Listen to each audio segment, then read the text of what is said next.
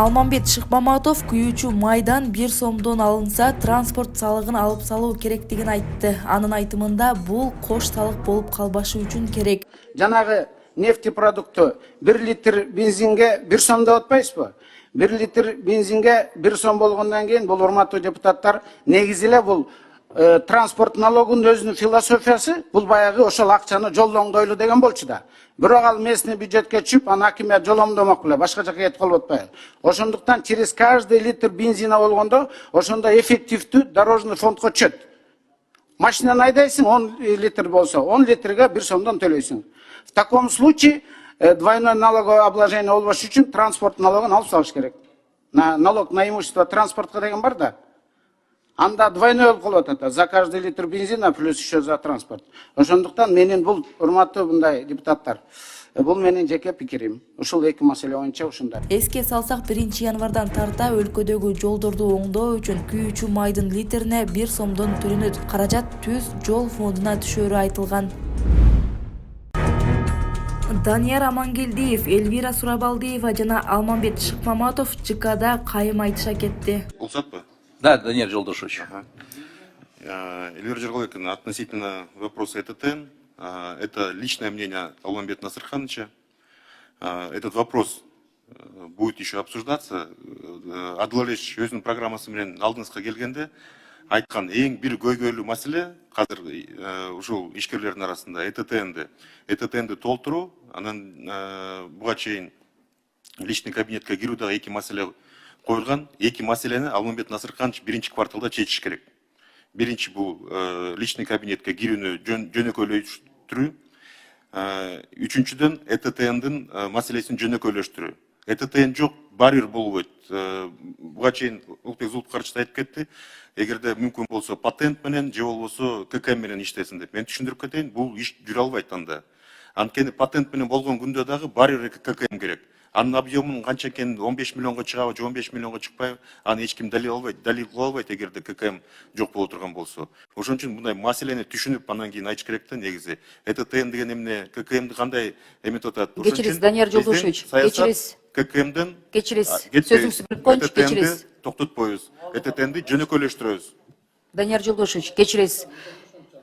Сиз деген бул өкмөт арасында ичинде маселелерди мен ойлойм бул кабинеттен чыгып алып туруп анан чечишесиздер. Биякта айтылган сөз айтылып калды. Аны кандай чечим болот өзүңүздөр билесиздер, бирок эске сала турган бир нерсе бар.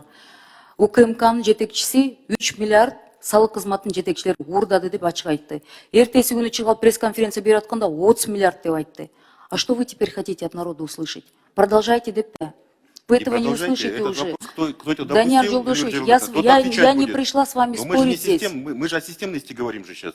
Зачем это в политику превращать? Да, это системная коррупция — это 3 миллиарда или 30 миллиардов. Это и есть системная коррупция. Она не обходится без министров, она не обходится без вице-премьеров, и она не обходится без главы Кабмина, если на то пошло. Мы оба с вами понимаем, о чем идет речь. Данияр Жолдошевич, бул жерде жөнөкөй суроо болду. Суроого жооп берип койгула. Не надо. Биз бияктан жакадан алып туруп, моундай чечимге келген жокпуз. Суроого так эле жооп берип коюңуз болду.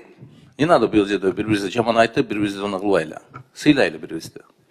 Вы знаете, вы когда сюда приходите, вы, наверное, между собой согласовываете какие-то действия. Алмамбет Насырханович, вы это обсуждали? Мен жооп берип коеюнбу? Жооп берип койгулачы, бияктан ортодо мени каймагаш айтыштырбагыла да. Мындай да. Негизи мен унчукпай эле отурайын дегем да. Анан өзлөрү жана мындай эмне деп коет да, тилимен тартып атат да. Түшүнбөйт анан. Сөздүн төркүнү ошол да, туурабы? Баарыңар ушундай эле түшүндүңөр да. Бул түшүнбөйт, айта берет деп айтып атпайбы? Андай эмес, мен башкача да сунуш көтөрөм жакында. Ошо ЭТТНди туура эмес, анализи жок. Кирген үчүн керек болсо жоопко тартчу адамдарды мен аныктап берем жакында. Как это так? ЭТТН туура эмес экенин мен любой площадкада далилдеп берем. Любой жерде мына силердин көзүңөрчө айтып атам. Давай уюштургула бир дискуссия, айтып берем. Почему ар бир мамлекеттикин жиликтеп берем.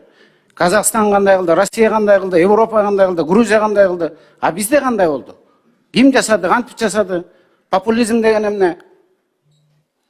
Кур аяк мактанабыз деген эмне? Экономика деген кантип өсөт, а салыкты өстүрүп туруп, ал экономика өстү деген эме? Экономика деген эл да байыйт, бюджет да байыйт. А когда элин кыйнап, бюджетти өстүргөн ал экономика. Кыскартайлы бул жерде дагы 5 депутатыбыз күтүп отурат, кол көтөрүп. Рахмат. Оюңузга рахмат. Элбек Жакылбековна, сиз жыйынтыктадыңызбы? Жыйынтыктап Я вообще в шоке. Впервые за мои 9-летней практики здесь вот такая перепалка идет. Данияр Жолдошевич, мен сизди сыйлайм, сиз менен көп жылдан бери таанышпыз. Ортодо деген чечпеген Кабминдин маселелери болсо, пожалуйста, чыккандан кийин чечип алыңыз. Менин сөзүм катуу тийсе, я понимаю, у вас амбиции министра, вице-премьера нынче, да? Я понимаю, что вам кажется, что это мы в политику превращаем. И когда вы доносите руководству, доносили руководству о том, что это сидят там эти депутаты, которые против власти, до меня эти слова тоже доходили. Любое абсолютно в парламенте озвученное мнение народа доносилось как решение против властей. Время все расставило по своим местам. И оно еще расставит. И я очень надеюсь, что решения, которые принимались до, действительно они проходили с анализом.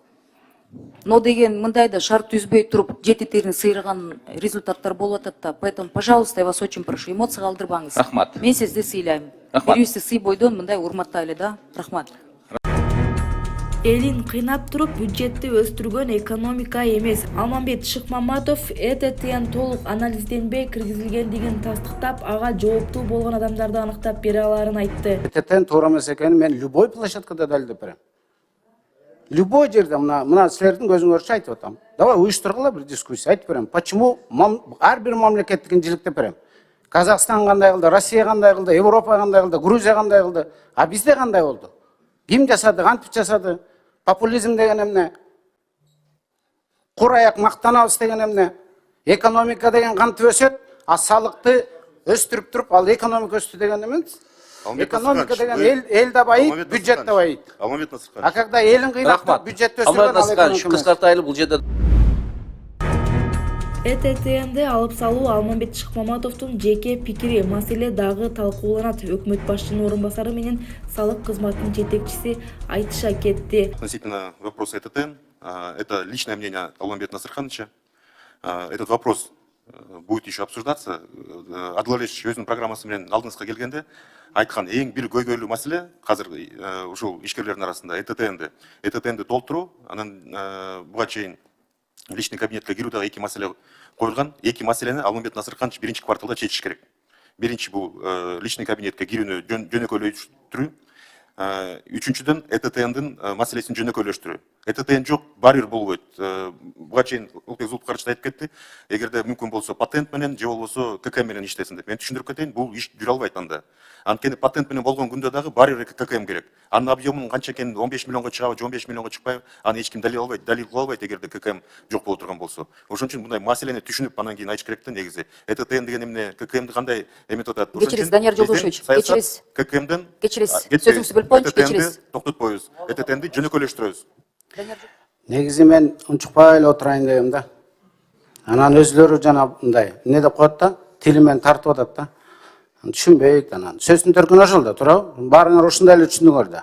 Бул түшүнбөйт айта берет деп айтып атпайбы? Андай эмес, мен башкача да сунуш көтөрөм жакында. Ошо ЭТТнде туура эмес, анализи жок. Кирген үчүн керек болсо жоопко тартчу адамдарды мен аныктап берем жакында. Как это так? ЭТТн туура эмес экенин мен любой площадкада далилдеп берем.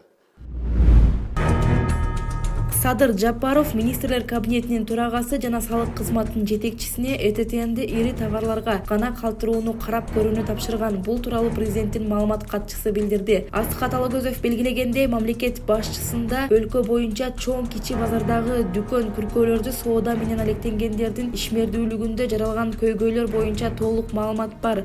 Садыр Жапаров фискалдык саясатты элге кошумча жүк болбогудай, ошол эле учурда көмүскө экономиканын үлүшүн көбөйтпөй тургандай кылып иштеп чыгуунун максаттуулугун белгилеген. Бүгүн Алмамбет Шыкмаматов 5 товардан башкасына ЭТТнди алып салуу керектигин айтты. Минкап башчысынын биринчи орун басары Данияр Амангелдиев ЭТТнын жоюлбай турганын, бирок жөнөкөйлөштүрөөрүн билдирди.